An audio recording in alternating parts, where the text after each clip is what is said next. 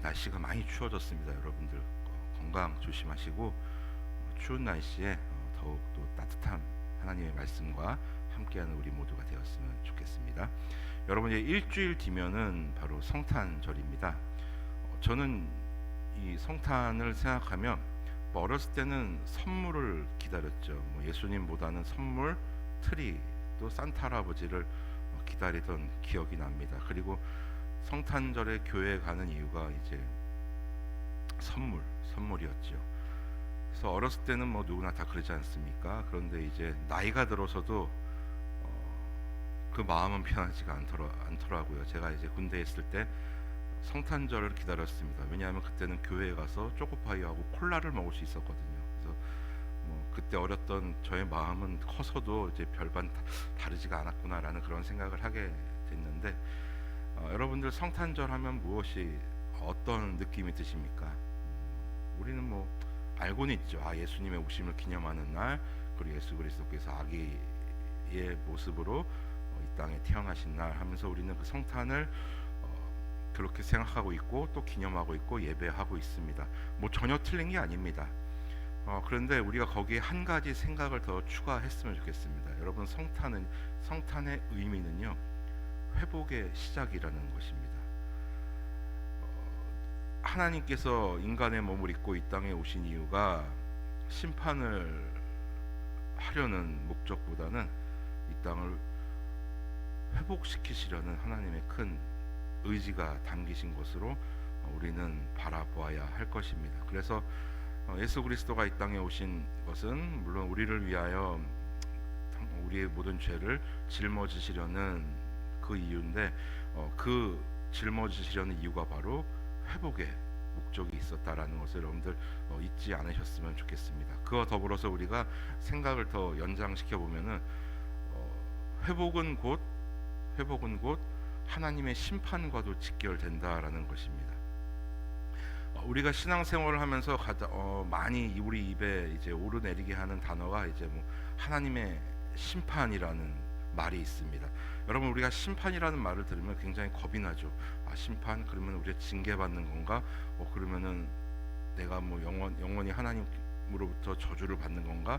이런 생각을 하게 되고, 약간 무서운 의미가 그 심판이라는 단어에 들어있고 좀 부정적인 의미가 그 안에 담겨져 있는데, 심판의 또 다른 말도 여러분 회복입니다. 회복. 우리는 그 하나님의 심판을, 우리는 그 예수 그리스도의 그 다시 오심과 하나님의 심판을 믿는 자들 아니겠습니까? 그렇다면 그 하나님의 심판은 무엇입니까? 바로 죄로 물든 이 땅을 다시금 하나님의 나라로 회복시키시려는 그 여호와 하나님의 의지가 담긴 것이라는 것, 의지가 담긴 하나님의 그 행동이라는 것을 우리는 기억해야 합니다. 여호와의 심판은, 하나님의 심판은 바로 회복이라는 것을 우리가 기억할 필요가 있습니다. 그래서 오늘 요엘 선지자가 그 하나님의 회복에 대해서 이야기하고 있는 것입니다. 우리가 어제까지 봤던 2장 그 초반절까지는 그 굉장히 좀 무서운 내용들이 가득했죠. 이제 많이 이제 우리가 그 징계를 당하고 여러 가지 어려움을 당할 것이라고 우리가 얘기합니다. 그래서 여러분들 마음을 찢고 돌아오십시오. 어제 담임 목사님이 그렇게 말씀하시지 않았습니까? 하나님 앞에 회개하고 돌아오십시오. 회개하고 돌아오십시오. 자, 심판은 여러분 회개를 불러옵니다. 심판은 곧 회개를 불러옵니다. 우리가 또 왜 회개를 합니까? 회개의 종착역은 여러분 회복입니다. 회복. 근데 우리가 오해하고 있는 것 중에 하나가 회개를 하면 우리가 이렇게 생각하기가 쉽습니다. 그냥 하나님 앞에 나의 죄를 고백하고 하나님 앞에 용서를 구하는 것, 물론 틀린 건 아닙니다만 절반만 맞는 것입니다. 회개는 자동차로 치면은 유턴입니다. 유턴. 내 가던 길을 멈추고, 나의 그 가던 길을 멈추고, 나의 욕망을 향해 가던 길, 나의 욕심으로 인해서 가던 길을 멈추고 하나님께로 돌아가는 것, 그것이 바로 회개이고 회복의 시작이라는 것입니다. 자, 그렇게 우리가 회복을 기대하고 회개하고 여호와 앞에 돌아갈 때 우리가 누릴 수 있는 그 하나님의 회복들을 오늘 본문 말씀을 통해서 우리가 보게 됩니다. 여러분, 먼저 23절 보십시오. 시온의 자녀들아, 너희가 너희는 너희 하나님 여호와로 말미암아 기뻐하며 즐거워할지어다. 그가 너희를 위하여 비를 내리시되 이른 비를 너희에게 적당하게 주시리니 이른 비와 늦은 비가 예전과 같을 것이라. 자, 너희들이 회개하고 하나님의 회복에 동참하게 된다면 자, 어떤 은혜가 임한다는 것입니까? 자, 너희를 위하여 비를 내리시되 뭐 저는 농사를 짓지 않아서 잘 모르겠는데 진짜 농사를 지어보지 않아서 잘 모르겠는데 농사에는 꼭 필요한 것이 여러분 비 아니겠습니까? 물이 필요하죠.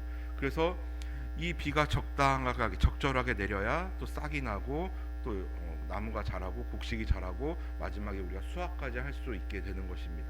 즉 하나님의 그 회복의 비가 우리에게 임하게 된다라는 것입니다. 그러니까 보면은 여호와의 심판을 이야기하던 요엘 선지자가 갑자기 이렇게 얘기하는 것은 여러분 다른 이유가 아닙니다. 심판이 곧 회복이기 때문입니다. 자, 그리고 26절도 한번 보십시오.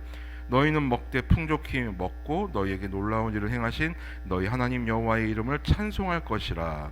내 백성이 영원히 수치를 당하지 아니하리로다.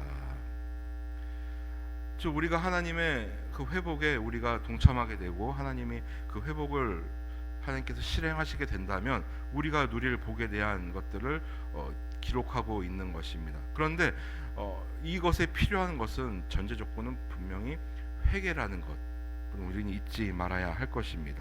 자, 그러면서 또 계속해서 이 하나님의 회복에 대해서 이야기하고 있죠. 27절 그런즉 내가 이스라엘 가운데 있어 너희 하나님 여호와가 되고 다른 이가 없는 줄을 너희가 알 것이라. 내 백성이 영원히 수치를 당하지 아니하리로다.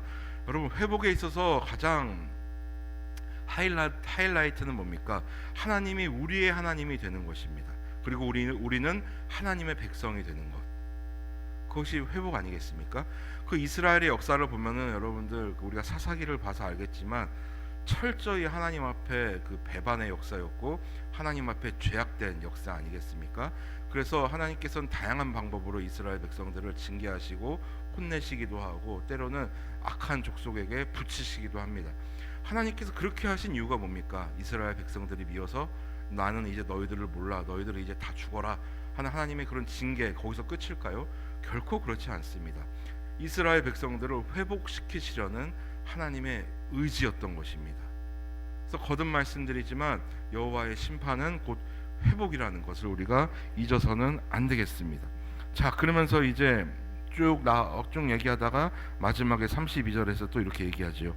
누구든지 여호와의 이름을 부르는 자는 구원을 얻으리니 이는 나 여호와의 말대로 시온산과 예루살렘에서 피할 자가 있을 것이요 남은 자 중에 나 여호와의 부름을 받을 자가 있을 것임이니라. 우리가 모두 고대하고 있는 그러한 장면입니다. 여러분 우리가 신앙생활을 하면서 이 땅에 살아가면서 물론 신앙생활을 한다고 해서 예수님을 믿는다고 해서 우리가 이 땅에서 아무런 고통을 안 당하는 것이 아닙니다. 오히려 믿음 때문에 더 고통을 받기도 하고 더 안 받아도 될 고난을 받기도 합니다. 이거는 뭐 어쩔 수 없는 그러한 인생길입니다. 왜냐하면 이 세상이 죄악으로 물들었기 때문입니다, 여러분들. 하지만 그런 가운데서도 우리가 견디고 참는 이유가 무엇입니까?